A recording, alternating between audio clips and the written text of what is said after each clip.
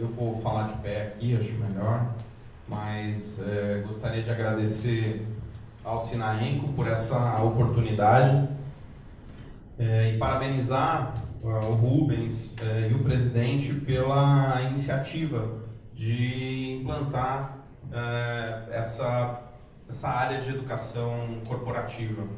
Acho que a educação corporativa ela é fundamental hoje como complemento educacional nos segmentos de trabalho de forma geral.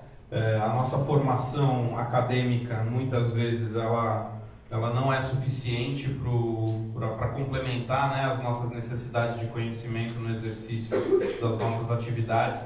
Então é cada vez mais comum, né, entidades como o Sinaenco promoverem esse trabalho de educação corporativa. Eu, além de empresário, também faço parte de um sindicato patronal, que é o SESCOM, né, que é o Sindicato das Empresas de Serviços Contábeis. Lá nós já temos a Universidade Corporativa já há alguns anos. Tenho até conversado com o Rubens para que ele nos visite lá no SESCOM e conheça um pouco da estrutura da Universidade Corporativa do SESCOM. Mas é digno de parabéns, porque eu acho que isso mostra a entidade preocupada com os seus filiados e associados. Como o Rubens falou, eu trabalho já com contabilidade há mais de 25 anos e pelo menos há 20, mais especificamente dentro do setor de engenharia. A nossa empresa é uma empresa especializada, nosso core business são empresas de engenharia. Então a gente tem vivido aí nos últimos 20 anos experiências, como o Rubens falou, acertos e erros, né, que nos dá algum conhecimento a respeito do setor. Antes de começar a falar do nosso tema em si, eu queria ter uma ideia mais ou menos de como é que está composta aí a nossa plateia em relação ao que vocês executam nas empresas. Quem aqui é de área contábil, fiscal em empresa de engenharia? Quem é sócio, dono de empresa? A grande maioria. A grande maioria. Bom, eu vou tentar passar para vocês alguns aspectos tributários relativos ao setor de engenharia, até visto que a maior parte são proprietários de empresa, a gente vai tentar falar um pouquinho sobre os tributos. Tá, vamos falar um pouco sobre a questão de créditos tributários e retenções de impostos e vamos fechar com um conceitozinho básico de formação de preço. Quando a gente está falando de tributos aplicáveis ao setor de serviços, basicamente a gente está falando do universo de duas esferas, né? A esfera federal e a esfera municipal, uma vez que a prestação de serviço não é sujeita, na sua grande maioria, a imposto estadual, mais especificamente o ICMS. Então, falando um pouquinho dos tributos federais, a gente tem aqui os principais tributos federais sendo imposto de renda, né, das pessoas jurídicas. O imposto de renda ele pode ser, a base de cálculo do imposto de renda pode ser aplicada sobre base presumida ou sobre lucro real, a gente vai falar um pouquinho disso depois. A contribuição social sobre o lucro, que também, assim como o IRPJ, ela é apurada com o objetivo de tributar resultado, né, de tributar lucro. Nós temos o INSS, que é um imposto aplicado sobre folha de pagamento, e agora, mais recentemente, a questão... Pois não. Vai ter acesso nessa vai ficar disponível. A gente só nota mais importante. Isso. E outra coisa importante, gente, a qualquer momento, vamos parando, vamos conversar. A ideia é que a gente tenha aqui um bate-papo, né, eventualmente esclareça algumas dúvidas, então vocês podem interromper na hora que acharem apropriado.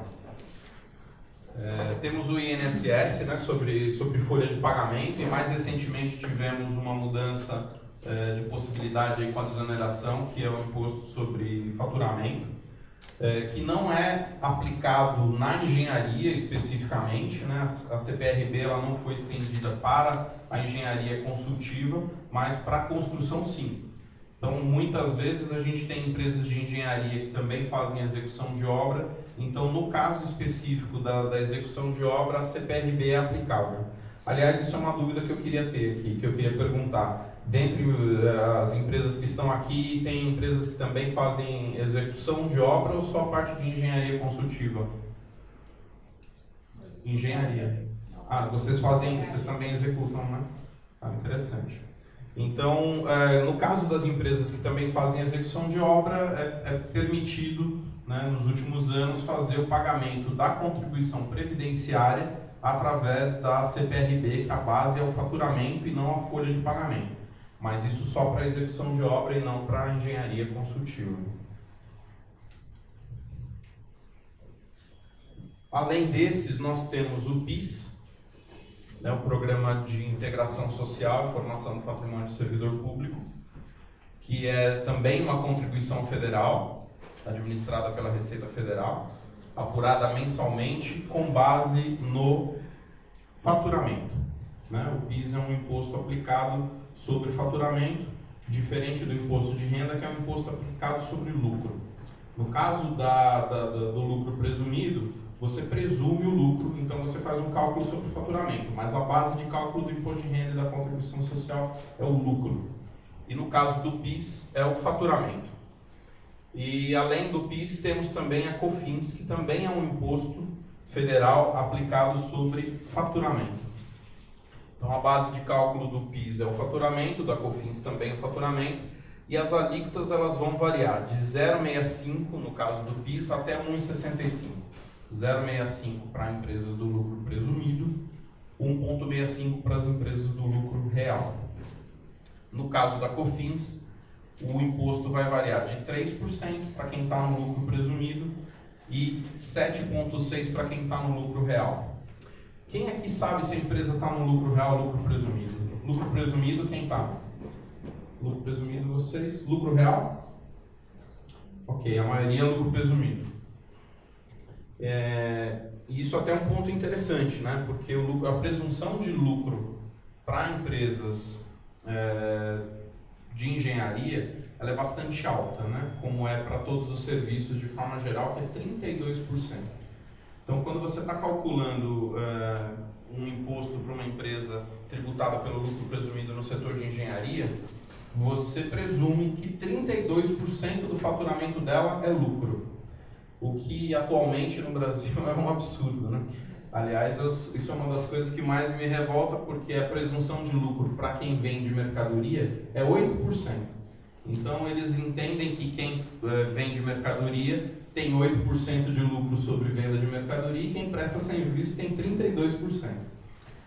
Isso é uma lei muito antiga, que na verdade veio em função do exercício de profissão liberal, né? Então eles imaginavam, por exemplo, que um advogado era aquele cara que estava em casa prestando serviço sozinho e por isso ele poderia pagar 32% de lucro. O que eles não entendem e que não mudou a legislação é que hoje os profissionais liberais têm estruturas empresariais complexas, né? Tem gastos com aluguel, folhas de pagamento elevadas, e mesmo assim eles continuam acreditando que o setor de serviços tem 32% de margem de lucro. É um absurdo isso. Mas há muitas empresas de lucro presumido, elas acabam permanecendo no lucro presumido, não porque o lucro dela é mais do que 32%, mas por conta do PIS e da COFINS. Porque quando você sai do lucro presumido e vai para o lucro real, as empresas de serviço vão para alíquotas de 1,65 e 7,6. Tudo bem que lá é um sistema não cumulativo, que dá direito a crédito, a gente vai falar um pouquinho disso depois. Mas, em geral, a grande parte do custo de uma empresa de engenharia ou das empresas que fazem exercícios de profissão regulamentada é folha de pagamento. Então, você quase não tem crédito de nada, né? Poucos materiais, poucas coisas, então você praticamente assume uma alíquota de 7,6 e 1,65. Isso faz com que as empresas optem pelo lucro presumido. Acabem até pagando mais imposto de renda e mais contribuição social pelo lucro presumido do que pagariam pelo lucro real, mas elas permanecem no lucro presumido por causa do impacto do PIS e da COFINS.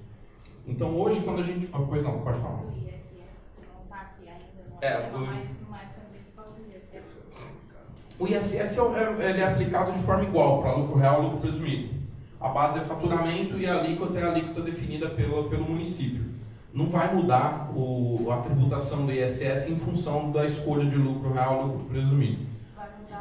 só naquela relação de sócio uniprofissional. Isso, essa é outra discussão, mas é uma discussão importante, que na verdade os profissionais liberais eles tinham a possibilidade de recolher ISS como uniprofissional, mas com o problema de arrecadação que os municípios vêm tendo ao longo dos anos, eles estão atacando isso de forma brutal, né? Ou seja, o objetivo dos municípios de forma geral, e São Paulo às vezes vai meio que na vanguarda disso e depois as outras prefeituras vão todas atrás, é acabar com o regime de uniprofissional. Esse é o grande objetivo da prefeitura, fazer com que as empresas passem a pagar ISS pelo faturamento e não mais por número de profissional. Os sindicatos vêm travando uma batalha dura sobre isso. O SESCOM, que é o sindicato que eu faço parte, o próprio Sinaenco é parceiro nosso nessa briga, e uma série de outros sindicatos patronais têm tentado uma conversa com a prefeitura para tentar mudar isso. A gente passou a ter um pouquinho mais de chance agora com a troca do prefeito, porque com o Haddad a coisa estava impossível em termos de diálogo, né? Então eles estavam fechados para o diálogo, é assim, pronto, e você não tinha condições de conversar. Agora, com o Dória, pelo menos está surgindo a possibilidade de diálogo, já ocorreram algumas audiências, já ocorreram conversas com o secretário de Fazenda. Aparentemente isso é algo irreversível, né? A gente não vai conseguir voltar a ter o pagamento do uniprofissional. O que está se tentando agora é uma alíquota mais baixa de ISS, fazer pagamento por faturamento com uma alíquota mais baixa e fazer perdão de dívida do passado, porque além deles acabarem com o uniprofissional, eles estavam voltando 5 anos para cobrar ISS por faturamento, né? O que é um absurdo, porque mais uma vez um problema de falta de segurança jurídica que a gente tem no Brasil, né? A legislação está lá, está escrita, você trabalha em cima daquilo, a prefeitura aceita, depois vem alguém falando que não é mais aquilo. Não pode mais ser assim, vamos voltar 5 anos e vamos cobrar isso. Então isso é um absurdo, os sindicatos têm tentado o máximo que pode, e o Sinaenco é um deles, tem lutado bastante para a gente tentar voltar para essa fase do uniprofissional, o que não parece ser muito viável. Então o caminho mais provável para o futuro é que a gente passe a pagar por faturamento com uma alíquota mais baixa. Essa é a tentativa hoje dos sindicatos. Mas aqui voltando para os nossos tributos federais, a gente fecha aí com o PIS e com a COFINS, que são tributos calculados sobre o faturamento.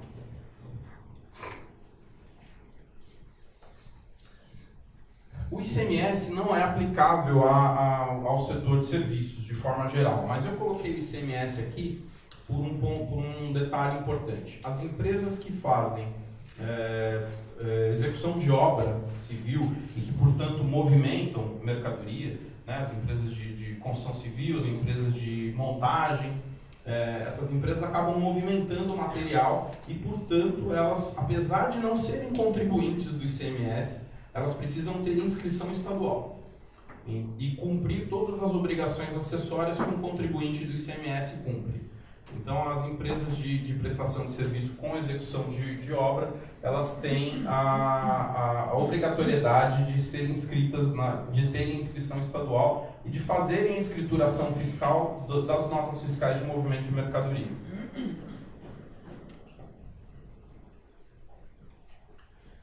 E por último, dentro desse nosso cenário de tributos, nós temos o ISS, que é o Imposto sobre Serviço, que vai variar de acordo com cada município, né? Nós temos aí essa situação recente de uniprofissional, então as empresas que ainda se mantiveram como uniprofissional, eu não sei, tem alguém aqui que ainda é uniprofissional, não? Vocês ainda estão como uniprofissional. Porque essa situação do uniprofissional que aconteceu é que eles foram permitindo que as empresas fossem saindo de um uniprofissional voluntariamente, né? Teve a primeira fase do Haddad, tinha uma remissão de pagamento de ISS de R$1 milhão, se eu não me engano. Os sindicatos estão tentando elevar esse valor de remissão também, ou mesmo permitir o perdão de dívida das dívidas passadas. Mas cada questionário que eles vão aplicando nas empresas, Esse questionário vem mudando ao longo dos anos, né? Então eles estão incluindo perguntas que ao serem respondidas vão permitir que eles te excluam. O grande objetivo é excluir as empresas, todas as empresas de uniprofissional. Então hoje eles pegam situações como se os sócios têm disciplinas diferentes, né, um engenheiro civil e outro engenheiro elétrico, para eles não é uniprofissional, só seria uniprofissional se os dois tivessem a mesma formação em termos de disciplina de engenharia. Se você tem uma estrutura empresarial e grande, eles entendem que isso não é uniprofissional. Então, na cabeça deles, uniprofissional é dois engenheiros elétricos trabalhando no fundo do quintal, né? Então, assim, é um negócio absurdo. Eles pegam situações, por exemplo, se você contrata um outro engenheiro como pessoa jurídica e você tem nota fiscal de um engenheiro, ele entende que você não é uniprofissional, que você está absorvendo o trabalho terceirizado. Então tem um monte de perguntinhas lá que eles vão colocando com o objetivo de tirar. Pois não. Considerando que esse terceirizado ele só está prestando serviço e o titular, então o profissional é o responsável por tudo, isso não seria viável? Se uma empresa contrata serviços de um outro... Você tem uma empresa de projetos, faz N projetos, você vai fazer sozinho, você vai ter gente ajudando. Esse terceirizado, esse profissional terceirizado, se ele der nota, é penalizado pela prefeitura. Mas se ele não for responsável pelo que ele está fazendo, você, como titular de... Para eles isso não importa. É porque você dá um estudo com o CREA, porque o CREA permite qualquer coisa. De forma geral, assim, normalmente uma empresa de engenharia, quem é o responsável técnico pelo serviço é sempre o dono da empresa. Se ele contrata outros, esses outros engenheiros que estão trabalhando lá é só força de trabalho. Eles normalmente não são responsáveis técnicos. Mas para a prefeitura isso não é relevante. Se ele identificar que você tem nota fiscal de pessoa jurídica lá, ele pode tirar você do regime de uniprofissional.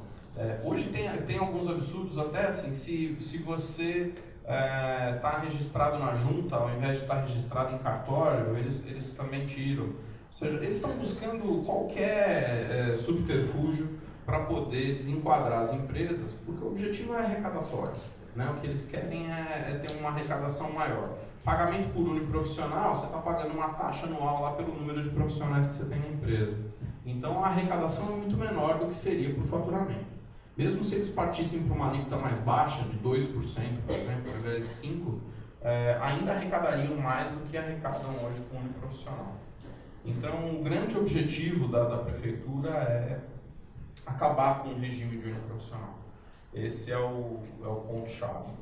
Mas a gente está brigando, né? Os sindicatos estão brigando, estão lutando por isso, porque isso é um regime que já existe há anos. Não há razão para que você, de uma hora para outra, modifique o entendimento e passe a cobrar. Então, está se brigando muito por isso. Vamos torcer para que a gente consiga ter sucesso. Bom, vamos falar um pouquinho de regime tributário, né? A gente já fez um comentário aqui, falando de regime tributário. Então, a gente tem a primeira a conceituação daqueles tributos, que são os tributos federais e municipais incidentes sobre serviço, e os diferentes modelos tributários também impactam, obviamente, no nosso custo tributário.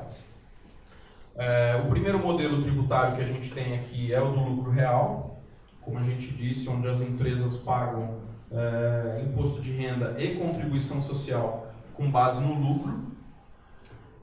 E dentro deste regime de lucro real, nós temos o PIS e COFINS na modalidade de não cumulatividade.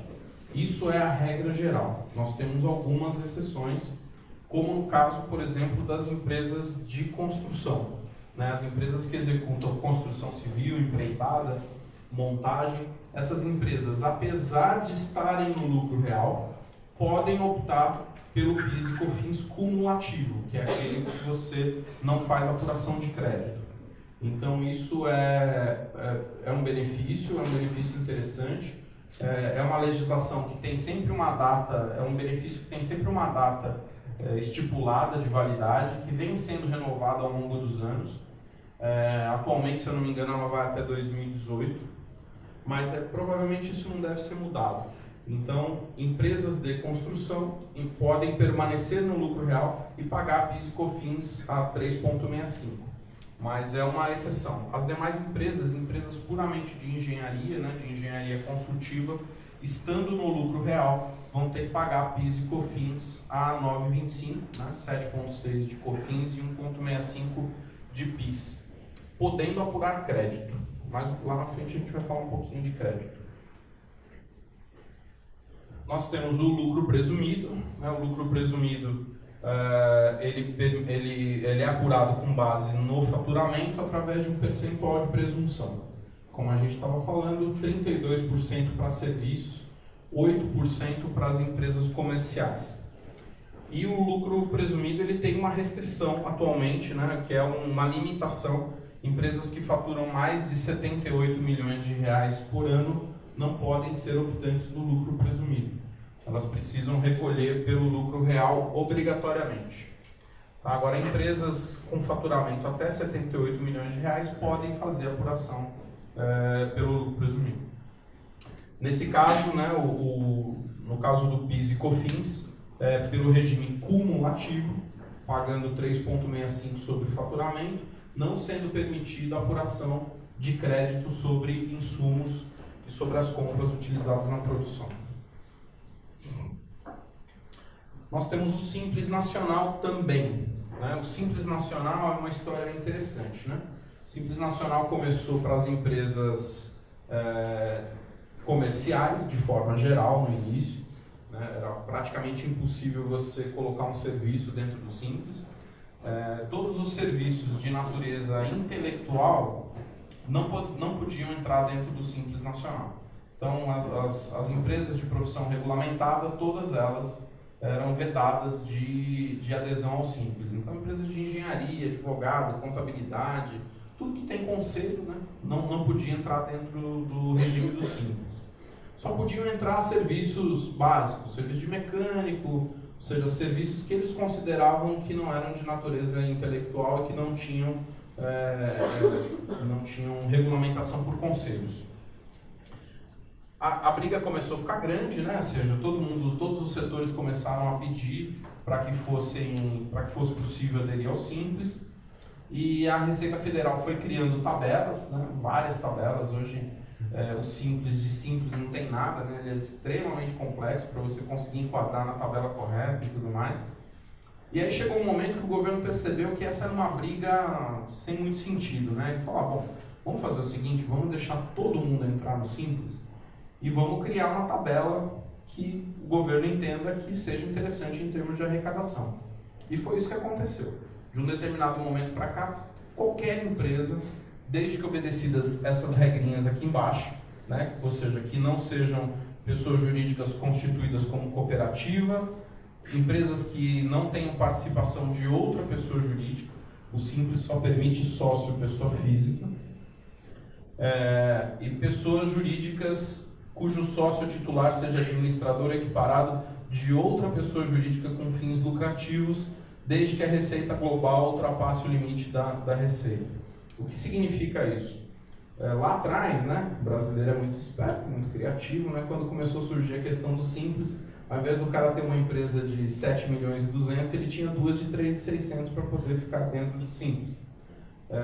E aí a Receita bloqueou isso, falou, peraí, se você é sócio das duas empresas, o limite passa a ser 3.600. Você só pode ter um limite de Simples. Então, eu posso ter 10 empresas no Simples, eu posso ser sócio de 10 empresas do Simples. Só que o faturamento das 10 empresas somadas não pode ultrapassar 3.600.000. Mas aí, como o brasileiro é muito criativo, ele começou a abrir empresa no nome do filho, no nome da esposa. Isso permanece até hoje. Apesar que há uma... Não, pois não, Uma dúvida. E essa questão dos sócios independe do tipo de empresa? Vamos supor, eu tenho uma empresa que é de serviço e eu tenho uma empresa que é uma imobiliária, com os mesmos sócios. Isso também entra nessa questão do faturamento ou só empresas de serviço? Não, isso também entra. Assim, o fato é, empresa optante do Simples, não importa qual seja o regime, você precisa ter o limite de faturamento de 3.600. Outra coisa, esse 3.600 já está um bom tempinho. Vai mudar. Vai mudar? Vai. Para quanto? Vai dobrar, vai para 7.200 a partir de 2018. Se não inventarem nada, né? Se não inventarem nada até dezembro, vai para 7.200 a partir de 2018. Qual o tipo de empresa, essa outra empresa? Qualquer tipo de empresa ou só empresa... Qualquer tipo de empresa. Uma sociedade anônima? Uma sociedade anônima, eu acredito que não há limitação por tipo societário. Há limitação, assim, a sociedade anônima não pode ter outro sócio pessoa jurídica, por exemplo. Os donos dessa sociedade anônima só podem ser pessoas físicas. Mas pode, se for uma sociedade anônima, pode. Sociedade anônima, EIRELI, sociedade limitada, ou seja, não há restrição da adesão ao Simples por tipo societário. Você precisa observar esse limite do faturamento e tem que observar essas questões com relação o sócio participar de mais de uma empresa, que quando isso ocorrer, você precisa observar o mesmo limite. Na sociedade anônima é difícil isso.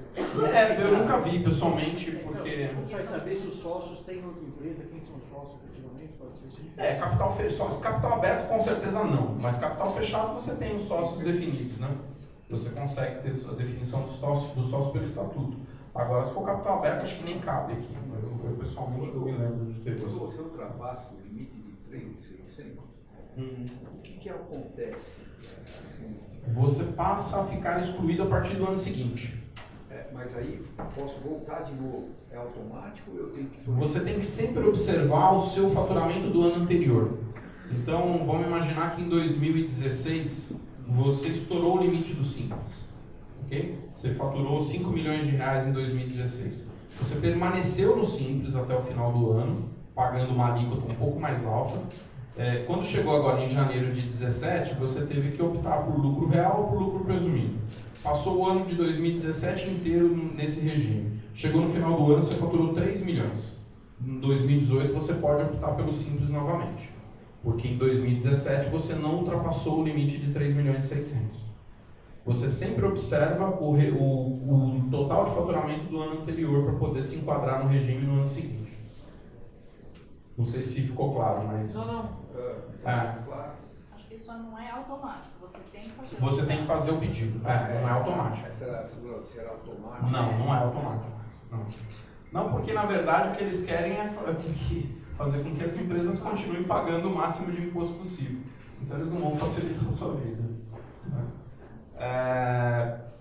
Bom, tem essa questão do limite de 3.600 com essas restrições. Agora, falando novamente das profissões regulamentadas, né? O que acontece hoje é que a maior parte das empresas de serviços profissionais, né, profissão regulamentada, não estão no Simples. Porque a tabela que eles colocaram nessas empresas ela é mais alta que o lucro real e o lucro presumido. Depois a gente tem um comparativozinho ali de custo tributário por modelo. Vocês vão observar que o Simples hoje é aquela história de ganhou, mas não levou, sabe? Você chegou lá, brigou para poder entrar no Simples, o cara fala, tá bom, pode entrar. Aí quando você vai ver, você fala, mas assim não, assim eu não quero brincar, né? Desse jeito não tá legal. Então eles criaram uma tabela, que é a tabela 6, se eu não me engano, que é a tabela onde se enquadra a maior parte das empresas de serviços profissionais, que já começa, a primeira faixa é uma faixa muito alta.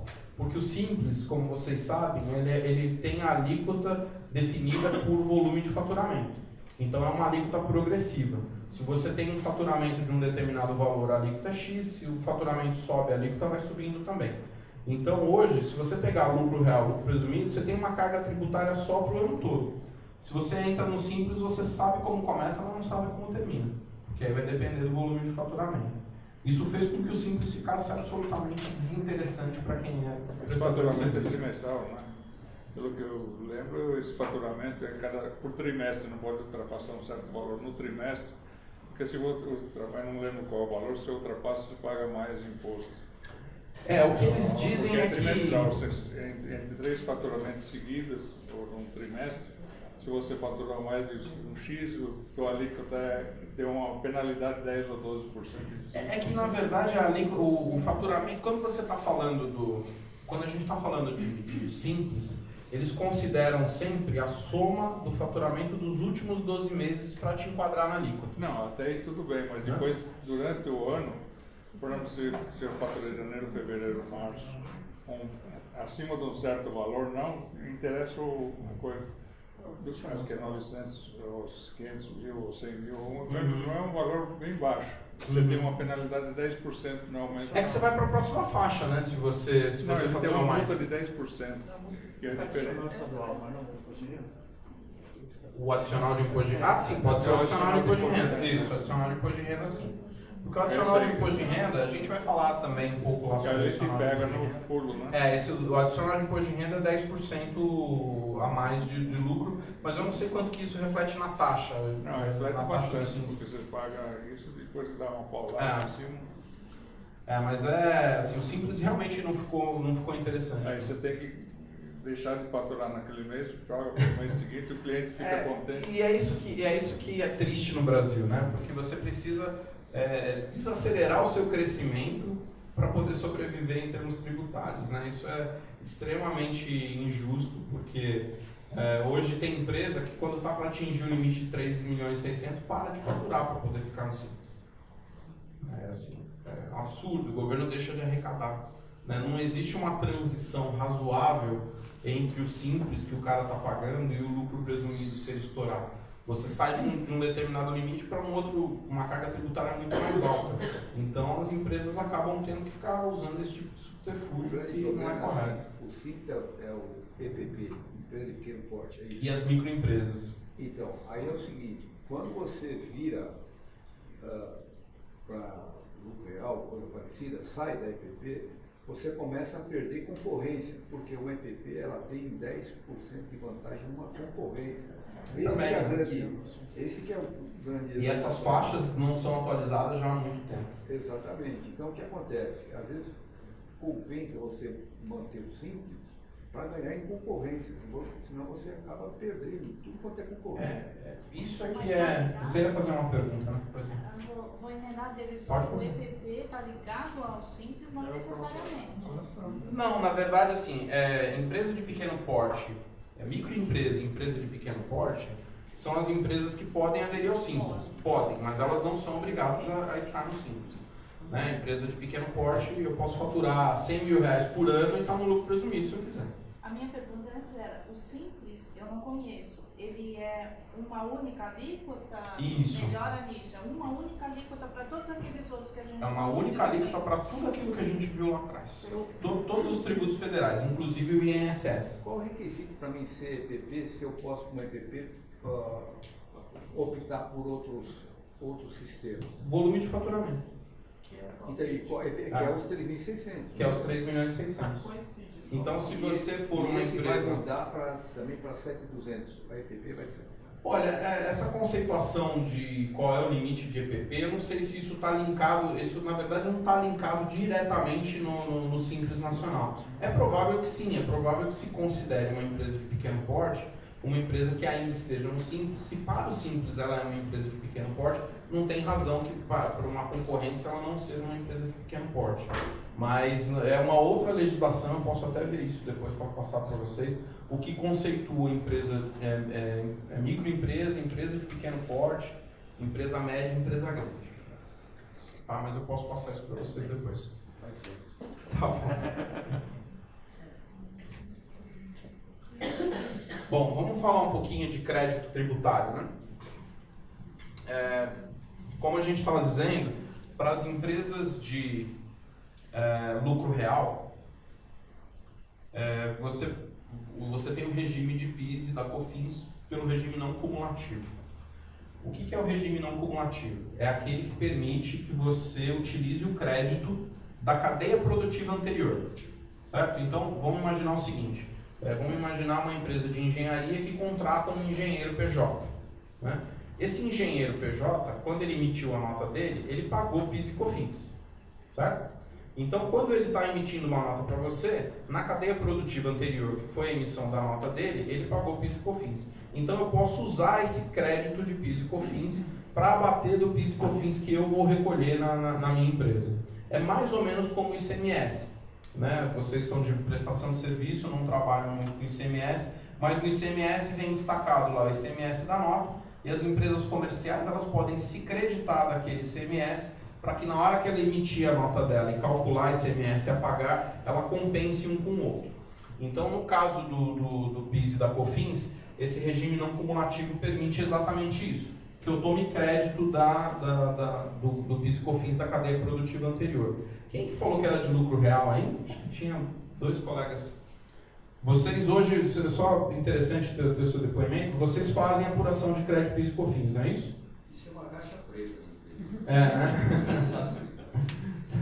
Sabe que existe, mas... Sabe que existe, mas não... É que nem cabeça de bacalhau, né? Sabe que existe, mas ninguém nunca vê, né? No caso de vocês lá... Agora, de qualquer forma, não é que você se acredita do PIS e COFINS pago, você se acredita do valor da fatura. Você se acredita da mesma alíquota, isso é importante que você está falando. Como é que funciona isso? Eu recebo uma nota fiscal, certo? Quanto é que eu estou pagando de PIS e COFINS na saída? 9,25. Então, quando eu tenho uma nota fiscal que é permitido o crédito, eu vou aplicar 9,25 sobre essa nota. Esse cara pode ter pago, ele podia estar no lucro presumido, por exemplo. Eu não sei qual é o regime tributário. Ele pode ter pago 3,65, mas eu vou me creditar de 9,25, que é a alíquota que eu estou fazendo o pagamento. Na verdade, assim, tem gente que fala, mas então o governo perde com isso. Não, o governo não perde porque ele já majorou a alíquota. Essa alíquota, esse regime não cumulativo, ele não existia aí nos últimos 10 anos, ele é uma invenção nova. Então, você tinha uma alíquota de 3% de COFINS, que foi para 7,6%. Então, imagina o quanto isso foi onerado. Então, assim, nada mais justo do que eu poder também me creditar de 9,25 nas entradas. Porque se eu pago 9,25 na saída e me credito do que o cara pagou de 3%, a minha conta de PIS e COFINS vai ficar muito maior. Então, por isso que é permitido, o cara pode ser até do Simples, de repente ele está me mandando uma nota do Simples e eu vou poder me creditar de 9,25. Tá? Pois não. São de todas as notas que você recebeu, notas de serviço que são objeto da sua empresa? Isso, é importante a sua pergunta, porque tem restrição. Olha lá, o que a legislação determina? Que para eu poder tomar crédito, que os bens e serviços tenham sido adquiridos de pessoa jurídica domiciliada no Brasil, porque a empresa domiciliada no exterior, a princípio, não paga PIS e COFINS, a princípio, porque na hora que eu estou fazendo remessa, a gente paga PIS sobre importação, isso não era permitido antes. Os custos e despesas incorridos e pagos ou creditados à pessoa jurídica domiciliada no Brasil. Qual é o conceito básico do crédito de PIS e COFINS? Que esta nota fiscal, primeiro que eu só posso tomar crédito do que vem com nota fiscal, com exceção de aluguel, que normalmente não tem nota fiscal, é contrato, mas também permite, mas de forma geral só aquilo que tem nota fiscal. Então o princípio básico é que aquela nota fiscal seja insumo da minha atividade principal, certo? Então se eu estou contratando um engenheiro, aquilo é insumo da minha atividade principal. Se eu estou contratando um contador, aquilo não é insumo da minha atividade principal. Apesar do contador emitir uma nota fiscal para mim, eu não posso tomar crédito de PIS e COFINS sobre os serviços administrativos. Então, a vigilância, não posso tomar crédito. Mas você tem, por exemplo, sei lá, gastos com material de copiadora, isso tudo é permitido tomar crédito porque isso está ligado à sua atividade principal. Apesar que, assim, mais uma vez o governo tenta fazer o máximo para restringir os créditos. Então você vê situações, por exemplo, a gente trabalha lá com empresas de engenharia, algumas médias, grandes, e as empresas, por exemplo, tomavam crédito das passagens aéreas, dos hotéis, das viagens dos engenheiros. Saiu uma solução de consulta da Receita Federal dizendo que gastos com hospedagem, passagem aérea não está ligado à atividade principal da empresa. Então, para poder tomar crédito disso, você tem que ficar brigando. Né? Assim, no princípio, você podia tomar crédito de tudo aquilo que era insumo de produção, que você considerava insumo de produção. Depois eles começaram a restringir. Falaram insumo de produção, mas isso não pode, aquilo não pode, aquilo não pode. Então, é importante estar atento, para quem é do lucro real, a essas soluções de consulta da Receita Federal, porque muitas vezes você tem restrições. né? Gastos com viagens, passagens aéreas, isso é bastante significativo para empresas de engenharia que têm obras fora do estado. Mas, ultimamente, isso tem dado problema quando você toma crédito. Eu tenho uma pergunta. Pois não. Lá na empresa a gente toma crédito, inclusive da energia elétrica que utiliza na SESC. Sim. Só que a gente tem outros escritórios fora de São Paulo, em Minas Gerais, Sim. Manaus. E aí a legislação também não permite, porque a gente não tem filial. A nossa sede é São Paulo. Lá é um escritório local. Escritório de obra. Isso, de obra. E aí a legislação não permite. Essa nota não é emitida no seu nome, né? Ela é emitida no nome do proprietário. Isso é um problema, porque você precisa comprovar. Eu diria que brigando dá, né? Mas esse é o problema do Brasil. Tudo tem que ser brigando, né? Tudo tem que ser a força. Então isso é um problema. Mas assim, a partir do momento que você prova que você assume o ônus do pagamento, você teoricamente poderia tomar crédito disso. Talvez o processo ideal seja fazer um contrato com o seu cliente lá na obra para que ele te cobre isso, sei lá, de alguma forma, com nota fiscal, alguma coisa assim, para que você pudesse se a conta de tomar energia, crédito. se a nota fiscal de energia vir no nome da empresa, aí Pode. Pode, porque é canteiro de obra, né? Não tem... isso, se tem uma coisa que é insumo de produção, é isso, né? A energia no canteiro de obra não tem Mas como. só para obra, para serviço de consultivo, não. Não, é que nesse caso, a energia elétrica que você usa para o seu escritório de engenharia consultiva é permitida. Energia elétrica é permitido, aluguel é permitido. Pois não. O termo crédito tributário só tem a ver com isso, com uma nota fiscal de terceiro, não com aquele imposto recolhido anteriormente. A antecipação, a retenção. A retenção. A retenção é um tópico que a gente vai abordar também. Mas o crédito não, o crédito só tem a ver com isso. Né? Quando a gente fala de crédito, a gente está falando especificamente da possibilidade de pegar o imposto da cadeia produtiva anterior e abater do seu imposto. Mais alguma dúvida, gente, sobre esse item? Se tiver, vamos lá. Vamos falar um pouquinho da retenção. Pois não, pode falar. Esses 9,25% é aplicado lá em cima do valor da nota, isso? Em cima do valor da nota fiscal. Ele é aplicado sobre o valor da nota fiscal diretamente. Independente do regime tributário dessa empresa. O cara pode ser simples, lucro presumido ou lucro real. Você vai aplicar sempre 9,25. Materiais e equipamentos de empresa. Materiais e equipamentos, assim, a questão é sempre se isso está conectado com a atividade principal. Computador, isso vai para o ativo mobilizado, na verdade, né? A depreciação, sim. Então, o que acontece com empresas, no caso dos nossos clientes de empresas de engenharia? A gente separa o ativo mobilizado das áreas produtivas do ativo mobilizado das áreas administrativas. E aí toda a depreciação dos computadores das áreas produtivas é permitida a depreciação, é permitido o crédito. Insumos também. Toner, essas coisas. Sim, totalmente permitido. Os insumos, reprografia, toner, papel, tudo isso é permitido o crédito. Os materiais, sim. Bom, vamos falar de retenção um pouquinho, né? É importante diferenciar, exatamente pelo que a senhora estava falando, retenção de crédito, né? A retenção em si, como a gente vai ver um pouquinho para frente, ela não afeta a sua formação de preço, porque a retenção não é o tributo efetivo, ela é só uma antecipação do tributo que você vai pagar. Então, quando você emite uma nota fiscal e o seu cliente faz a retenção de imposto de renda, né? Aquilo é a alíquota geral, tá? A regra geral. Você tem algumas variações de alíquota dependendo de algumas situações, como por exemplo, se você está trabalhando para órgão público, né? Então, se você trabalha para órgão público, a retenção de órgão público é um pouquinho diferente em relação a essas alíquotas. Mas a regra geral na emissão da nota você ter retenção de 1,5% de imposto de renda, 1% de contribuição social, 3% de PIS e 0,65% de COFINS. No caso das empresas tributadas pelo lucro presumido, o PIS e COFINS praticamente está 100% pago através da retenção, porque a empresa de lucro presumido ela vai pagar na venda dela 3,65, como ela já foi retida de 3,65, essa compensação ela praticamente zera o imposto.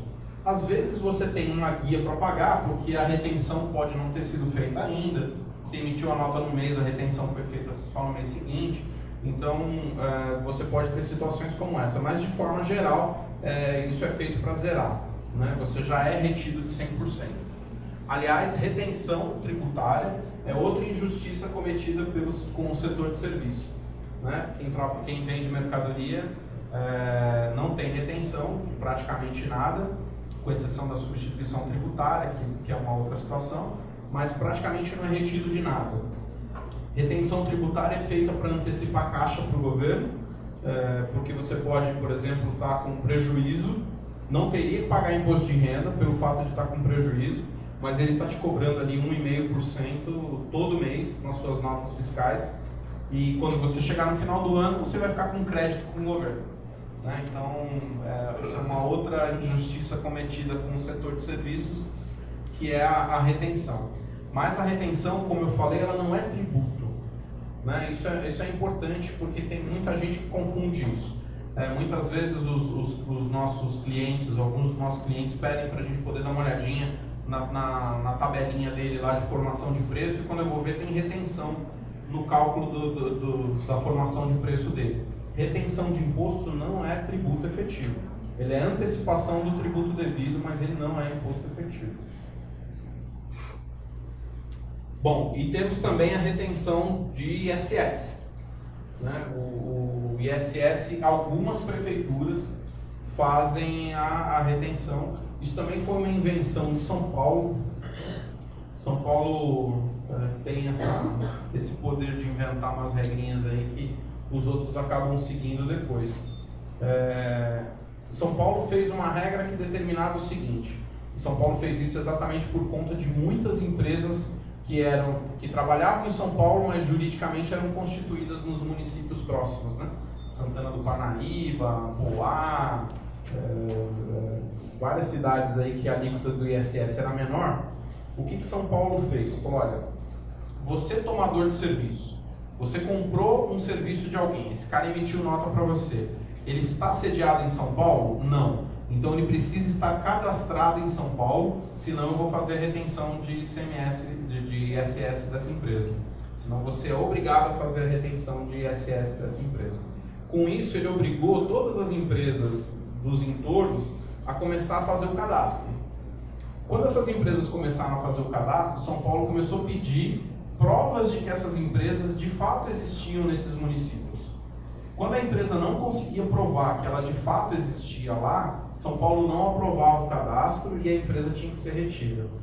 Com essa solução, as empresas começaram a voltar para São Paulo para não serem retidas, porque o que estava acontecendo é que ela era retida em São Paulo e pagava ISS no município dela. Estava ficando mais cara a brincadeira, né? Então, a São Paulo, com uma medida dessa natureza, conseguiu fazer com que as empresas começassem a voltar. A arrecadação de São Paulo aumentou muito por conta dessa medida. E várias outras prefeituras passaram a fazer a mesma coisa. Ou seja, o cadastro, exigir o cadastro para que a retenção não fosse feita. Isso é um problema nos casos das empresas que vão trabalhar em uma determinada obra e não constitui filial lá. Fora do estado. Né? Fora do estado. Então, isso é um problema porque, dependendo do serviço, se é um serviço cuja natureza pode ser prestada fora, o São Paulo e outros municípios permitiram que esta retenção fosse abatida do cálculo, para você não pagar duas vezes. Então, existem situações em que você pode ser retido de ISS em outro município e na hora que você vai apurar o seu imposto em São Paulo, você faz o abatimento. Mas isso não serve para todas as atividades, não. Isso é para algumas atividades. Bom, vamos lá. Inclusive, quando você cobra o serviço de cara lá de fora do estado, aí é uma briga esse negócio de ISS, né? É uma briga, é complicado, porque acontece muitas vezes do tomador de serviço para ele não ter problema nenhum, ele faz a retenção mesmo quando ele não devia fazer. Então, às vezes, você emite uma nota para uma determinada empresa, lá no Mato Grosso ou em Minas Gerais, e o cara está fazendo a retenção. Você fala, não é para fazer retenção. Ah, não, mas aqui a prefeitura exige. Fala, mas no meu caso não exige, aí você tem que ficar brigando com o teu cliente. O cara lá de Minas faz o serviço para a gente, emite a nota fiscal, aí a prefeitura quer cobrar aqui, o cara já pagou lá, E o cara já pagou aí lá. você tem que cadastrar o cara na prefeitura para evitar É isso aí. trabalhar. Então isso virou um inferno na vida das empresas, porque eu tenho um cliente que é economista, coitado, assim, emite pouquíssimas notas. Foi trabalhar para o Rio de Janeiro, os caras queriam emitir lá e São Paulo não permite que ele abata aqui. Então teve que fazer o cadastro no Rio. Aí vai. Eu sou de Minas Gerais, Claro. acho que 1 ano, você vai lá, tem que fazer de novo, tirar mais uma É isso aí. É isso aí. Mostrar que você existe. Deixa eu só Como que eu sei? Como que eu sei? Tem algum lugar que eu consigo consultar? Tem. Qual reter o ISS? Tem. São Paulo tem um site onde você pode consultar as empresas que estão cadastradas ou não para você se certificar se tem que fazer retenção ou não. Tá? Imagino, eu não posso dizer sobre todos os municípios porque vai depender de cada um dos municípios, mas imagino que todos eles vão ter mais ou menos a mesma estrutura. Não são serviços eletricados na lei comunitária 116? Os sujeitos à retenção? Sim. São os impostos. Isso, exatamente. As prefeituras respeitam, né? Não. Da retenção seria essa. Tem prefeitura que abusa e tem prefeitura que. E tem cliente que abusa. Né? Que assim, ele não quer ficar com nenhum tipo de risco, então ele sai fazendo retenção de todo mundo. Diga, Rubens. De quem é a culpa de não fazer a retenção? Porque eu já prestei serviço para empresas do Rio de Janeiro que já fizeram retenção, apesar de eu estar cadastrado no Rio, e outros que não fizeram. Olha, Quem assume esta dívida de... A retenção é uma obrigação do tomador de serviço. Então ele pode ser cobrado no caso de não fazer a retenção e se a situação estiver enquadrada na obrigatoriedade da retenção, ele pode ser punido. A prefeitura pode cobrar dele. Né? Então eu sou um tomador de serviço, recebi uma nota fiscal, deveria fazer a retenção e não fiz. Se a prefeitura vier me fiscalizar, ela fala, esse serviço era sujeito à retenção, você não fez a retenção, esse imposto você tem que me pagar. Então a obrigação da... Isso, exatamente. Então a obrigação da retenção é do tomador, sempre do tomador. Por isso que o pessoal retém. Exatamente. Você é responsável por fazer uma multa em cima de uma coisa tão pouco. No caso de público, É isso aí, na dúvida retém. Diga, colega. Eu passei por esse caso de empresa de outro estado, eu tive que provar tudo, que eu moro lá, mandar fotografia, Isso. mandar conta de luz, Exatamente. mandar fotografia, inclusive dentro e fora da fachada, uma documentação infernal. Foi quase um book. Mas é verdade. Você conseguiu. Mas por que as empresas pedem conta de água, pede RAIS? É para saber se você de fato funciona. Né? Você tinha situações onde uma empresa estava lá em Santana do Parnaíba e tinha um escritório com 200 pessoas em São Paulo que não tinha, e faturava só por Santana do Parnaíba. Aí o cara fala, não, tá bom, me manda a conta de luz. O cara tinha um faturamento, sei lá, de 20 milhões ano e tinha uma conta de luz de nada. Né? Então, com isso, ele não conseguia comprovar que ele exercia a atividade dele de fato lá. E aí as prefeituras não fazem o cadastro. Mas é complicado. Assim, se você for observar de fato, todas essas empresas que estavam nesses municípios sem exercer atividade lá, de certa maneira elas estavam irregulares, né? Porque elas estavam fugindo de uma alíquota de ISS mais alta. Então, isso eu diria que é até legítimo da prefeitura criar um sistema como esse para tentar fugir, né? Ou pegar essas pessoas que estão fugindo do pagamento do tributo. Eu diria que é mais injusto algumas alíquotas, presunção de 32, coisas como essa que a gente estava dizendo. Mas esse tipo de situação é legítimo por parte da prefeitura porque, de fato, era uma situação irregular. Outro ponto importante a respeito de retenção, que a gente estava falando, que é o seguinte: quem faz retenção e não recolhe, está cometendo crime de apropriação indébita. Tá? Então isso é bastante arriscado. Quando alguns clientes nossos passam por dificuldades financeiras, e isso acontece com todo mundo o tempo todo, eu sempre oriento as empresas a não deixar de recolher a retenção. Não recolhe o seu imposto, porque a retenção não é imposto seu, né? Quando o cara está emitindo uma nota para você e você faz uma retenção do valor que você paga para ele, você está retendo um valor que seria devido àquela empresa. Então esse dinheiro não é seu, você tem a obrigação de, ao reter, fazer aqui e recolher, porque a apropriação indébita está tipificada no Código Penal brasileiro e é sujeito, inclusive, à prisão. Né? A gente tem... E quem é prejudicado? Por exemplo, uma alíquota de INSS que eu retive e não recolho. Quem deveria ter direito? Quem é prejudicado é quem não foi... a empresa que emitiu a nota, que está imaginando que você fez a retenção, ela é prejudicada. Mas assim, você corre um risco sério de... Porque o que acontece? Quando você comprova que foi retido, né, eu emiti uma nota fiscal de R$1.000 e fui retido de 100, recebi na minha conta bancária 900. Quando você prova que você foi retido, você tem direito a usar este valor da retenção. A Receita Federal, as prefeituras de forma geral, elas aceitam que você use. O problema não está em quem usou, o problema está em quem deixou de recolher. Aí quem deixou de recolher corre risco de numa fiscalização. Isso não acontece, obviamente, com muita frequência, mas é um risco grande. Então eu sempre oriento os meus clientes a não deixar de recolher retenção de impostos. Ah, não tenho dinheiro para recolher o meu INSS. Ok, recolhe o INSS que você reteve do funcionário. Porque com isso você está evitando um risco de caracterização de apropriação indébita. Qual que é a prova da retenção? Normalmente é o valor acreditado na conta que é líquido.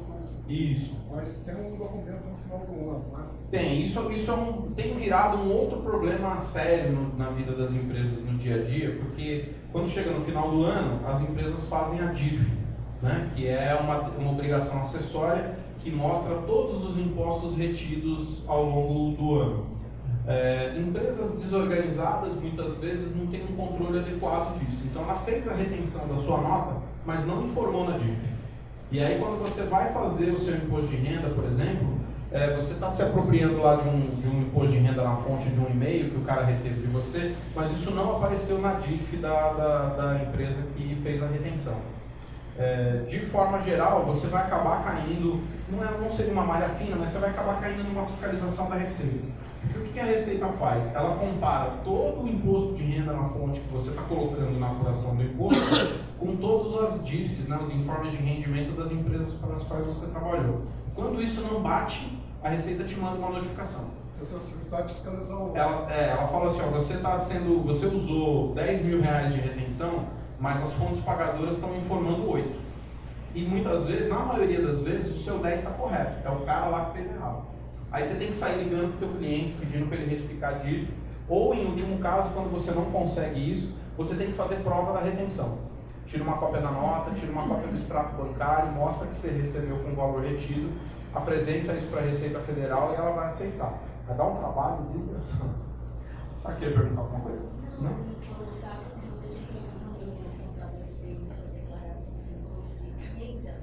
Ele cita, né, os valores que foram retidos. Exatamente. Mas o que vale mesmo para comprovar a retenção é o que ele está informando na DIF, porque é isso que vai checar com as fontes pagadoras. Uma facilidade que as empresas têm hoje, que não tinham no passado, é o acesso à informação. Então hoje as empresas elas conseguem entrar no ambiente eletrônico da Receita, no ECAC, né, e puxar todos os informes de rendimento das fontes pagadoras. Então você consegue enxergar que o seu cliente colocou uma informação errada na DIF antes da Receita Federal te cobrar. Então você pode puxar, né, uma posição das fontes pagadoras e comparar com o que você está colocando na sua apuração de imposto, e se tiver alguma diferença já tentar um contato com o seu cliente, mostrar o seu controle para ele, falar, olha, eu tive essas e essas e essas retenções aqui, você não está informando isso na DIF, você precisa acertar isso daí. Tá? E com isso você tem condições de utilizar. Bom? Bom, vamos lá. Acho que está um pouco pequeno, não sei se vocês estão enxergando daí. Eu quis, aqui a gente já está caminhando mais ou menos para o final, e eu quis mostrar para vocês aqui uma tabela de incidências, um comparativo entre os sistemas de tributação, para vocês terem mais ou menos uma noção de carga tributária. No caso do lucro presumido, isso é mais fácil, porque você tem as alíquotas já definidas, né? Então você consegue saber exatamente em cada caso quanto que vai ser a alíquota do imposto. No caso do lucro real, isso daqui não é uma carga tributária efetiva, isso é uma carga tributária exemplificativa. Então eu vou mostrar para vocês depois como é que eu cheguei nessa carga tributária do lucro real e como vocês podem chegar na carga tributária do lucro real usando a mesma metodologia. Tá? Então no caso do lucro presumido, eu tenho imposto de renda 4,8, adicional de imposto de renda 3,08, mais ou menos, porque vai depender da empresa, pode ser que ela não incida no adicional de imposto de renda. Adicional de imposto de renda, só para vocês saberem, é todo o lucro que ultrapassa a R$20 mil por mês, eu tenho uma alíquota adicional de 10%. Então, tanto para lucro real quanto para lucro presumido, quando eu faço a presunção de lucro, se essa presunção ficou acima de 20 mil, o excedente a 20 mil no mês, eu pago 10% de adicional de imposto de renda. Tá? Aí eu tenho contribuição social sobre lucro de 2,88, essa alíquota no caso do imposto de renda, 15% de 32%. Então, como eu estava falando para vocês, a presunção de lucro para serviços é 32% e a alíquota é 15%. Isso vai dar uma ponderação aqui de 4,8% sobre o faturamento. A mesma coisa para o adicional. No caso da contribuição social, é 9% de 32%, que é a base, que dá 2,88%. O PIS e a COFINS no regime cumulativo, né, 3% e 0,65%. E o ISS eu coloquei uma alíquota de 5%, mas aí vai variar de acordo com a prefeitura onde cada empresa está sediada.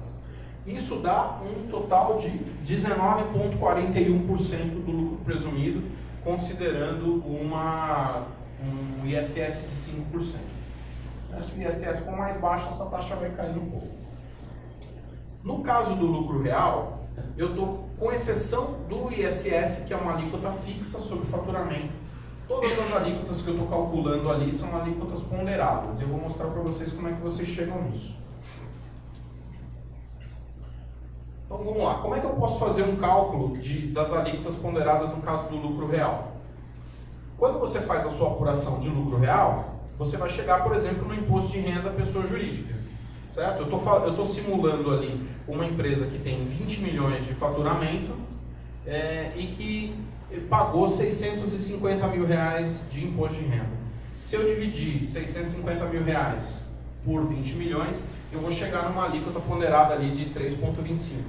Se essa empresa, por exemplo, deu prejuízo, a alíquota de imposto de renda dela é zero. Né? Se o lucro for maior, esse percentual é maior. É importante que vocês façam essas contas para poder comparar isso com o lucro presumido e verificar se vocês estão pagando mais ou menos imposto de acordo com o sistema tributário. O adicional de imposto de renda, nesse caso, eu fiz a conta considerando a mesma margem de lucro. Tá? Isso deu 409 mil. 2,05, estou dividindo 409 mil por 20 milhões.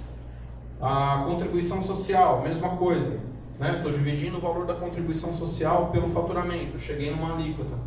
No caso do PIS e da COFINS, o que você precisa apurar? Eu tenho lá 1.520.000 de COFINS a débito.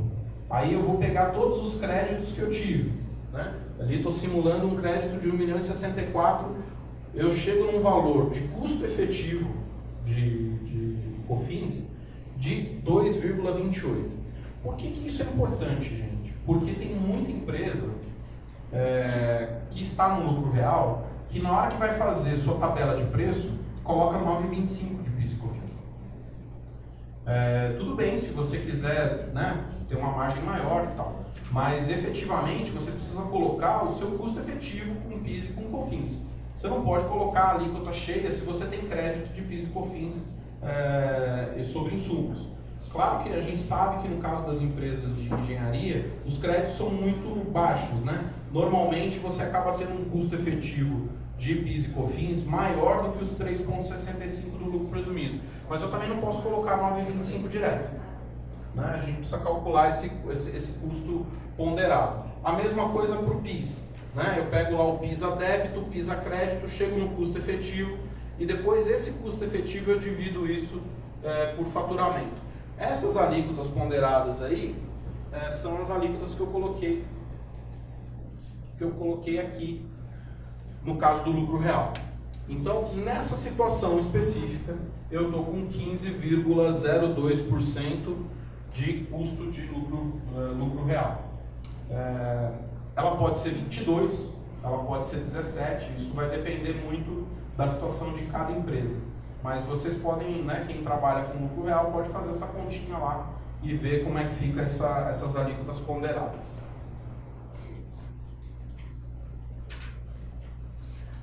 Aí eu coloquei a tabela do Simples aqui, ó, tabela de incidência do Simples Nacional para as empresas de engenharia. Vocês estão na tabela 6. E olha lá, olha, eu não sei se está dando para enxergar os percentuais, mas a primeira faixa é 16,93, para um faturamento de até R$180 mil no ano. Ou seja, para um faturamento inicial de R$180 mil no ano, eu já começo com uma alíquota de 16,93. E eu estou chegando na última faixa ali, de 3.600.000, a 22,45. Então, assim, o Simples, que era para ser muito mais barato que os outros sistemas tributários, ele já começa por uma alíquota. Você vê que eu calculei 19% no lucro presumido, e ele começa com 16%. Mas quem é que vai correr o risco de começar com 16% sabendo que pode terminar com 22%? Então esse é o grande problema. Bom, aí tem o INSS patronal. Também tem o INSS patronal, sim, sem dúvida. O INSS patronal entra o quê? Aqueles 20% direto, mais o seguro, isso. O auxílio de trabalho, o que mais tem? Só esses dois? O INSS ele é composto pelo INSS patronal, né, pelos terceiros lá que eles chamam, que é o Sistema S, SESC, SENAC, SESI, e o RAT, né, que é o risco de acidente de trabalho. No caso da empresa de consultoria, isso é bem significativo. Isso é bem significativo. Só que isso é sobre folha de pagamento, né? Mas é importante também. Isso, ele é importante. Você tem a retenção na fonte, né?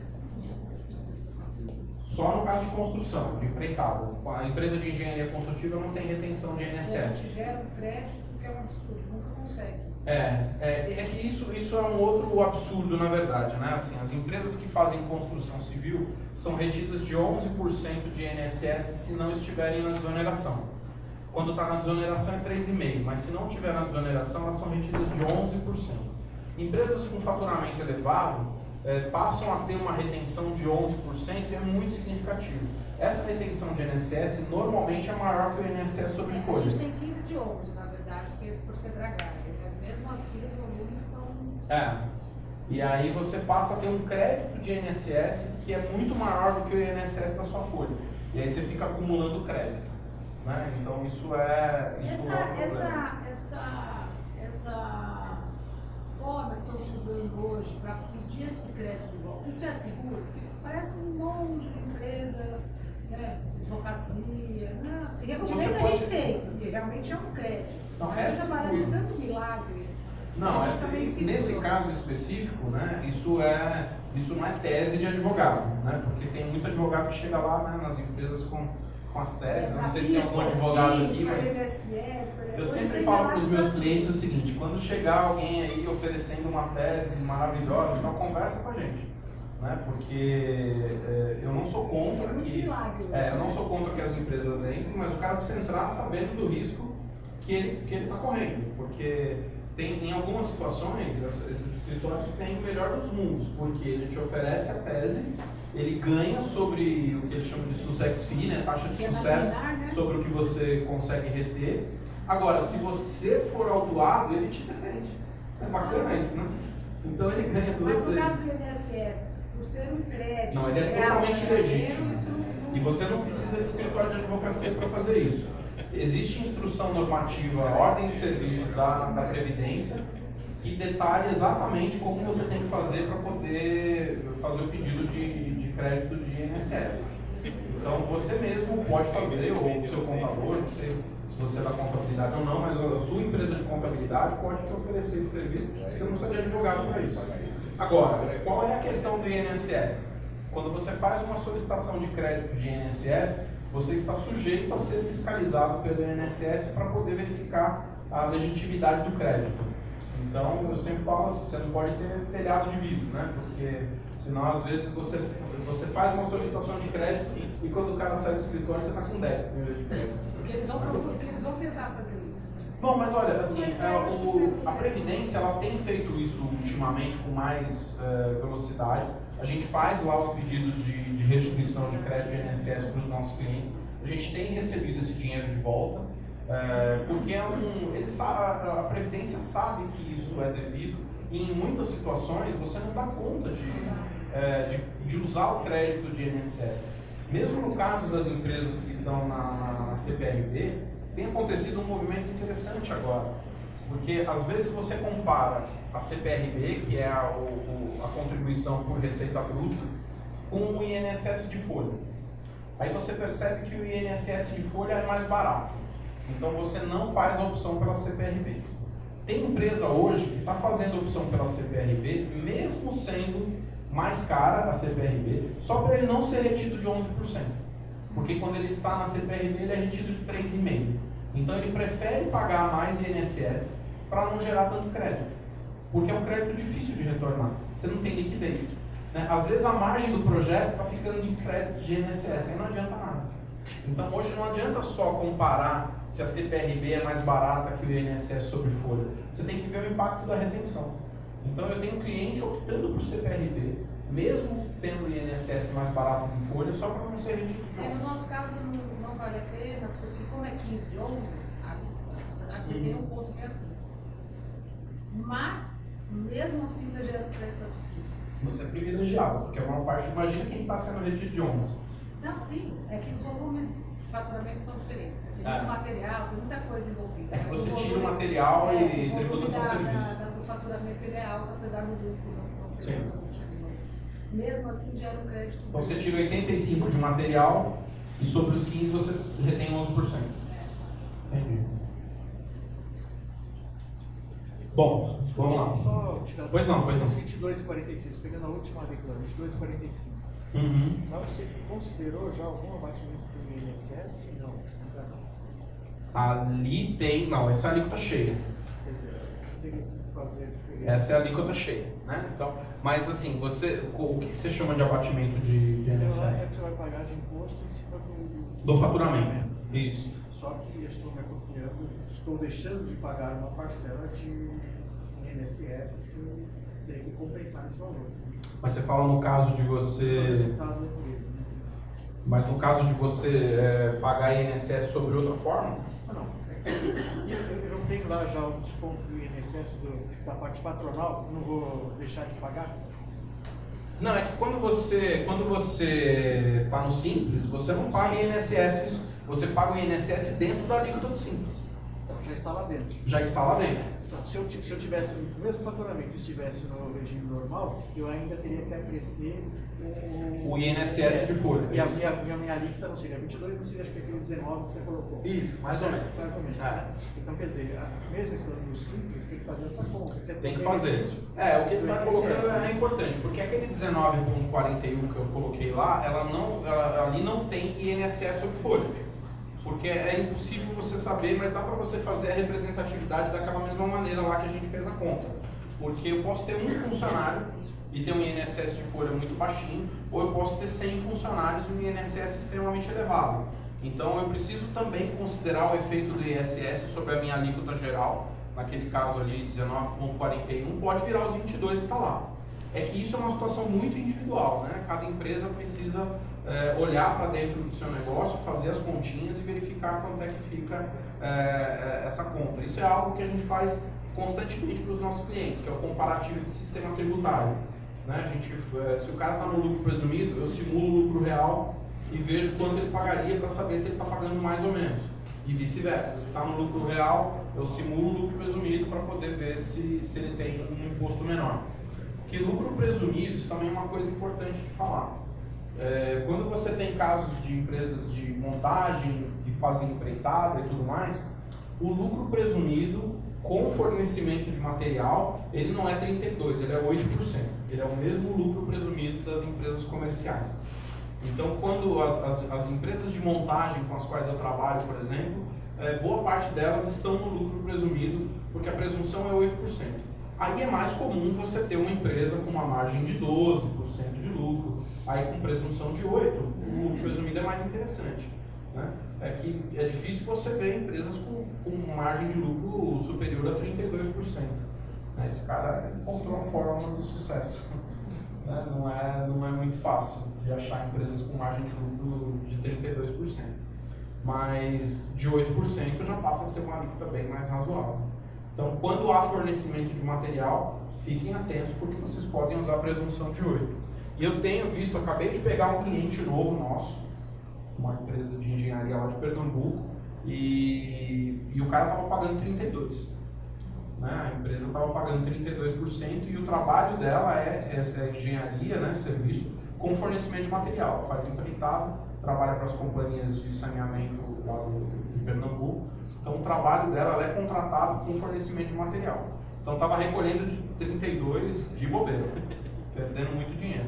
Na verdade você pode recuperar isso, né? A gente vai refazer a escrita dele do ano anterior para ele poder fazer a recuperação desse valor. Mas 2017 agora já está pagando sobre base de presunção de 8%.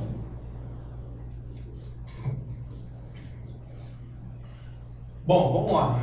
Questão de cálculo de venda, só para a gente ir finalizando. Óbvio que cada empresa tem a sua fórmula, a sua maneira de calcular. Normalmente os cálculos de preço eles são muito mais complexos do que isso, não envolve só esse tipo de situação. Ainda mais em empresa de engenharia, né? Você vai pegar engenheiro, horas de engenheiro por disciplina, colocar lá o custo efetivo dele com benefícios, INSS e tudo mais. Mas eu estou imaginando, eu estou partindo do princípio de que você já tem o seu custo orçado no serviço. Então você já tem a sua mão de obra calculada com os custos de INSS e os demais encargos trabalhistas.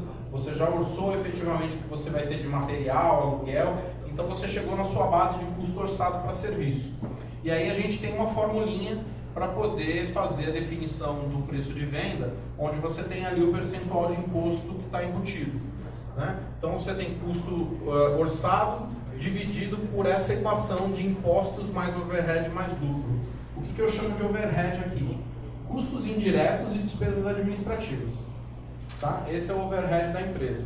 Aquele custo, aquela parte dos gastos operacionais que não estão indo diretamente para o custo do serviço, e as despesas administrativas.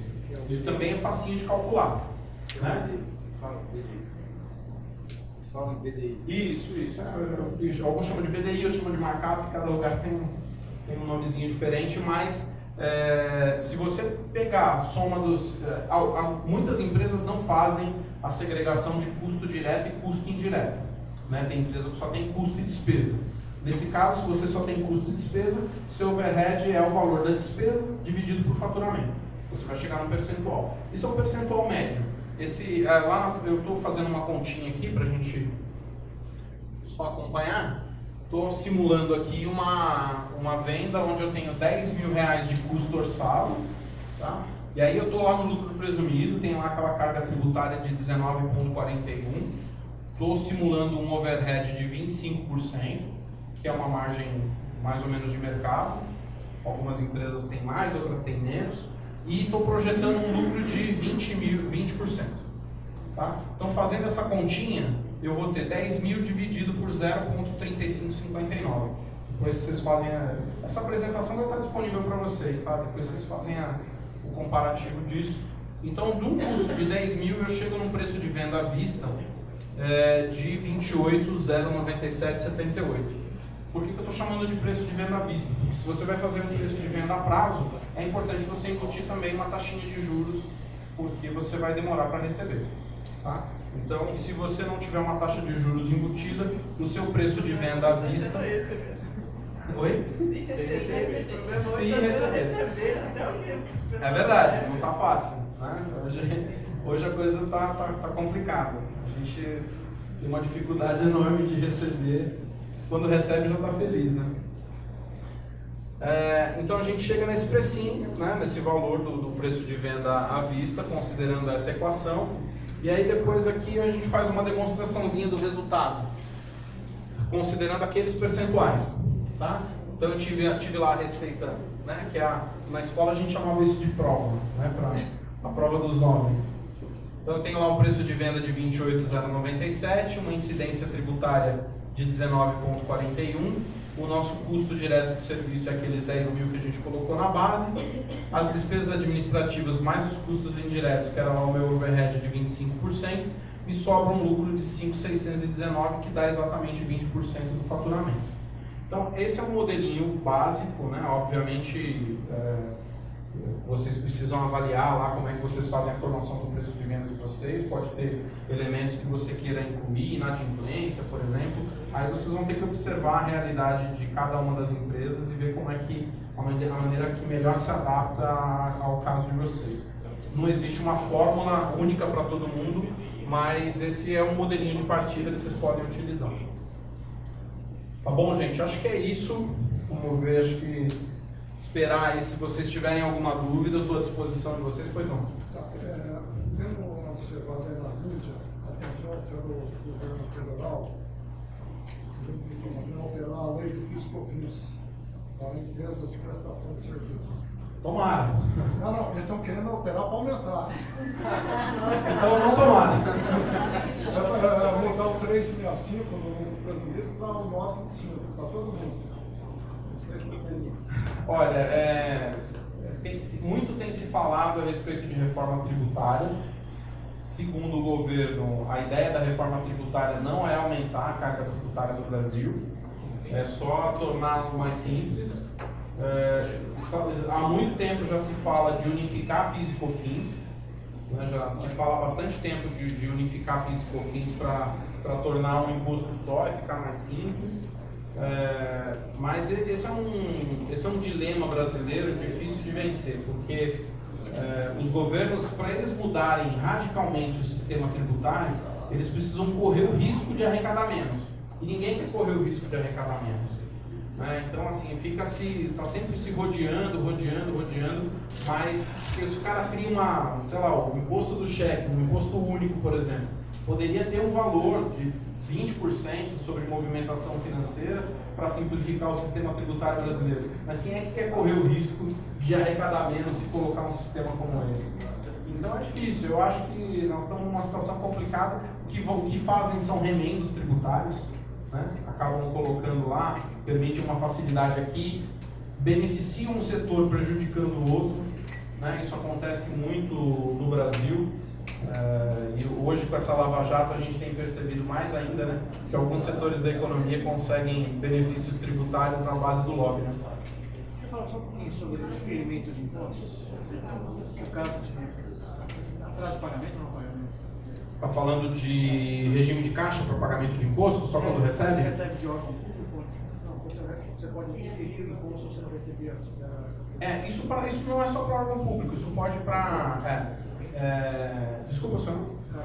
O que o Carlos está falando aqui, gente, é sobre a possibilidade de pagamento de imposto com base em regime de caixa. Isso é possível, principalmente no caso do lucro presumido. Há uma previsão na legislação que permite que você só pague o imposto depois que você receber. Então isso na prática se caracteriza como um diferimento de imposto. Então você faz o faturamento, por exemplo, e ao invés de pagar os seus impostos, imposto de renda, contribuição social, no mês do faturamento, você mantém isso numa conta, num controle, para você colocar isso na base de cálculo só no momento que você receber. Isso é regime de caixa, e no caso de vendas para órgãos públicos, isso também é permitido, inclusive, para o lucro real. Ou seja, eu posso excluir da minha base de cálculo do lucro real o valor da receita feita para órgãos públicos que eu ainda não recebi. faz sentido, né? É justo. Se o governo não me pagou, por que eu tenho que pagar o imposto para ele de forma antecipada? Então, para quem trabalha com órgão público, fiquem atentos a essa possibilidade de diferimento de imposto, porque isso é permitido e é possível. Essa tese que está sendo levantada agora para abatimento do ISS da base de PIS Isso não é nem tese mais, isso já é uma possibilidade. O Supremo já se manifestou favoravelmente, né? E agora a questão toda é a modulação da decisão do Supremo. Porque o Supremo tomou uma decisão com base em um processo, de uma empresa que foi lá e moveu o processo pedindo para que fosse excluído, se eu não me engano, é o ICMS, né? É o ICMS da base de cálculo. O ICMS já foi votado, já foi aprovado, né? E agora estão querendo usar essa mesma tese para o ISS. Isso eu não ouvi falar ainda. E aí seria uma diferença. Isso eu não ouvi falar ainda. No caso do ICMS, que é uma decisão já tomada pelo Supremo, ainda, apesar da decisão ter sido tomada e o Supremo ter se manifestado favoravelmente a isso, o que precisa agora porque os efeitos dessa decisão do Supremo só valem para aquela empresa que entrou com a ação. Para que isso tenha repercussão geral, que eles chamam, aliás, a repercussão geral também já foi aprovada. O que está se esperando do Supremo agora é a modulação. O que é a modulação? O Supremo pode chegar e falar, ok, eu concordo só a partir de 2018. Isso é a modulação. Ou então ele pode dizer, não, isso é retroativo aos últimos 5 anos. Então o que está se aguardando do Supremo agora é a modulação. Porque tem muito cliente... não tem, né? ICMS não tem. Mas eles já estão levando essa tese do ISS que nós já recebemos. Para que isso funcione, alguém tem que entrar com ação. E isso precisa chegar até o Supremo para poder virar, para ter repercussão geral. O Sinaíma tem um convênio com a... Você quer falar da advocacia? O Sinaíma tem um convênio com o escritório de advocacia lá em Minas Gerais e ele está aceitando as empresas que quiserem fazer. É um trabalho que é só ProEx que você vai pagar. Então você entra tentando pleitear o ISS e reaver dos últimos 5 anos a partir da data da entrada da ação. Acho que foi 2013. É isso aí. Então, quer dizer, seria bom, quem tiver interesse, fazer contato aqui para ver como participar. Porque tem uma diferença. Como está havendo muita mudança do ponto de vista trabalhista, e agora se admite, ou vai se admitir, a terceirização de serviços de atividade de fim, né? Você vê algum tipo de impacto tributário com esta nova possibilidade? E a segunda pergunta que eu gostaria de fazer existe alguma modelagem, porque com esta mudança é possível que as empresas optem por fazer parcerias no processo de prestação de serviço, na montagem de consórcio, de empresa, etc. Existe alguma modelagem para se verificar vantagens do ponto de vista fiscal para esse tipo de organização? Bom, sem dúvida, isso é extremamente importante. Hoje, quando você vai entrar num projeto, se esse é um projeto que você vai executar com parceria, você precisa avaliar o melhor modelo tributário para poder executar isso daí. Hoje em dia você tem uma série de modelos, né, de composições societárias que podem ser utilizadas para uma prestação de serviço. Você tem o consórcio que pode ser feito com as empresas, você tem a SPE, que é a Sociedade de Propósito Específico, você tem a Sociedade por Conta de Participação em alguns casos, e não existe um modelo melhor ou pior, existe um modelo mais adequado para aquele tipo de situação. Então, isso é uma coisa que a gente costuma fazer também com os nossos clientes, quando eles estão para entrar numa demanda aí de um projeto, a gente senta, avalia, discute, simula o impacto tributário de cada um dos modelos para verificar o que é mais interessante para as empresas. Então, essa modelagem societária para a execução de projeto, ela é extremamente interessante. Hoje em dia não tem mais só aquela história de que todo o faturamento da empresa de um determinado projeto vai cair dentro daquele mesmo CNPJ a vida toda, né? As sociedades de propósito específico são cada vez mais utilizadas.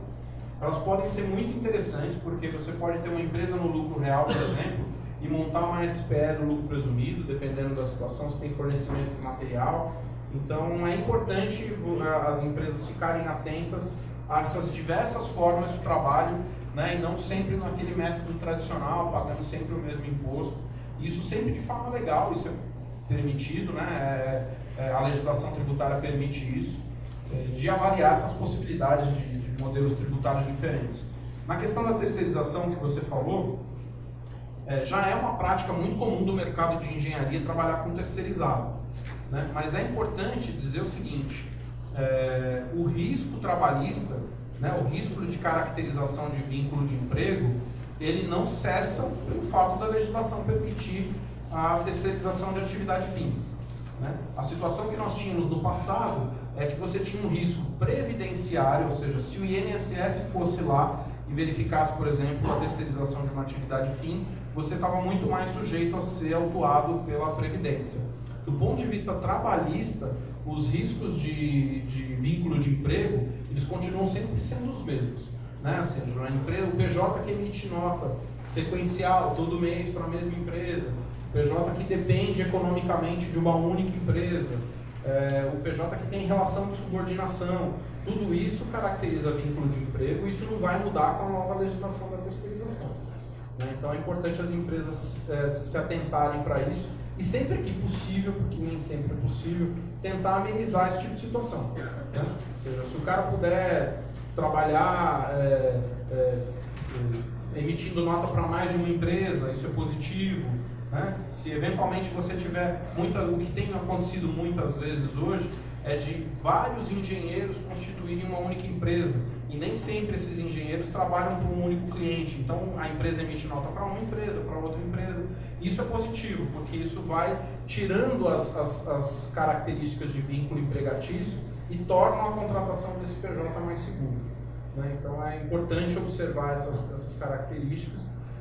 No passado, você tinha, pelo menos dos clientes que eu trabalho, uma pouca incidência de processos trabalhistas contra as empresas, porque isso já era um modelo muito utilizado pelas empresas de engenharia, mas quando você entra numa crise como essa que nós estamos aqui no Brasil, esses PJs começam a enxergar a ação trabalhista como uma forma de ter algum dinheiro porque ele está sem trabalhar.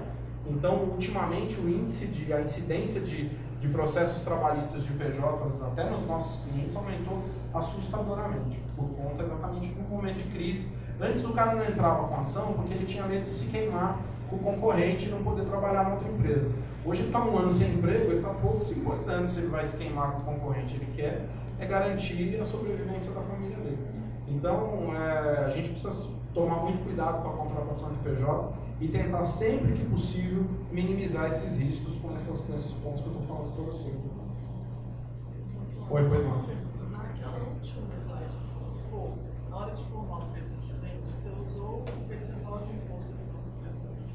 Mas Isso. você colocou um lucro de 20%. Isso.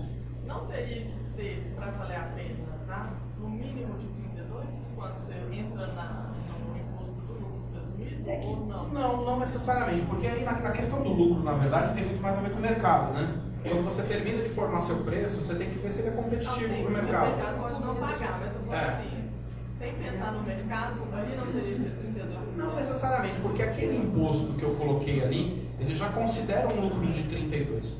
Né? Ou seja, aquele imposto é um imposto para um lucro de 32%. Você está tendo 20, você está pagando, sendo mais interessante você está no real? Não, na verdade o que eu estou colocando ali, assim, a gente está calculando qual seria a carga tributária para um lucro presumido de 32%, ali eu já chego em 19%, e esse lucro que você vai identificar é o lucro que o teu mercado permite que você tenha mesmo. Não tem muito como fugir disso, né? Você vai encontrar situações em que um determinado projeto vai te permitir margem de 50%. Você vai ter outras situações em que o projeto tem margem de 10%. Então, para você decidisse, porque eu sou, por exemplo, de um escritório de arquitetura, gente. Tá, claro. Mas é a mesma coisa de engenharia de Sim. gestão de serviço.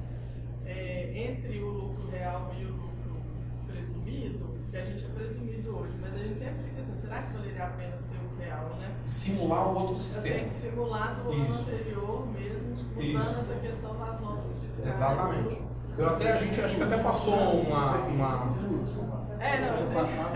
passou até um papelzinho para vocês aí, onde a gente vai sortear exatamente isso, uma consultoria gratuita de comparativo de sistema tributário. Né? Mas Vamos? Pois não. Está disponível essa atualização? Eu já vou deixar aqui com o Sinaenco, aí fica dependendo, né, Rubens, você providencia isso, o envio para o pessoal. Pois não, amigo? Mas ainda naquele último slide, no Claro, preço, claro. no custo orçado do serviço, no exemplo era R$10 mil. O custo previdenciário para os funcionários, por exemplo, Tem que estar lá. tá já nesse numerador, Isso. 10 mil. Não Isso. está no overhead. Ou Não. Então, ali você tem que, para calcular, para você chegar naquele custo orçado, tem uma série de elementos, né? Você tem lá a mão de obra, e ali o seu custo de mão de obra tem que ter todos os encargos. Você vai ter material, aluguel, maquinário, alimentação, ou seja, você tem que ter a sua planilhinha da composição do custo antes de chegar no preço de venda. E ali dentro já tem que ter mão de obra, PJ e tudo mais. Tá? Pois não, Eu sugiro, quem quiser dar uma olhadinha no site do Sinaenco, tem um roteiro de preço, que eu fiz aqui em São Paulo, que é a formação de preço com um escritório de consultoria. E, claro, não está feita a análise tributária do vantajoso, mas está toda a composição, considerando os encargos sociais e as despesas. Tá? Legal. Se eu soubesse disso, eu tinha pego para botar. Interessante, seria bacana aproveitar o modelo de vocês e colocar aí.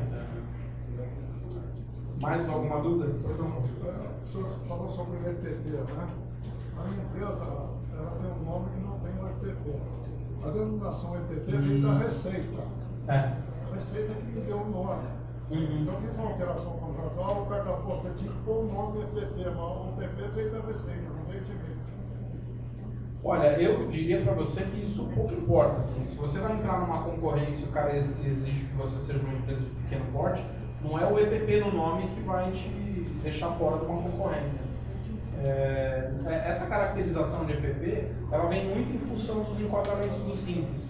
Quando uma empresa está pedindo enquadramento no Simples, a Receita vai verificar se ela é ME ou EPP. Mas você pode ter um EPP que não esteja no Simples e que não tem EPP no nome. Veio da Receita. Normal. Isso acontece principalmente por causa da caracterização do Simples. A sua empresa estava no Simples nessa época? Não? A receita do padrão automaticamente. Como EPP, né?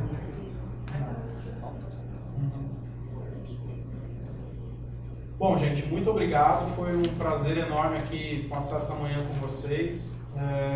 Eu estou à disposição nesse material aí tem meu telefone, meu e-mail. Fiquem à vontade, se precisarem de alguma coisa, estou à disposição de vocês, tá? Muito obrigado.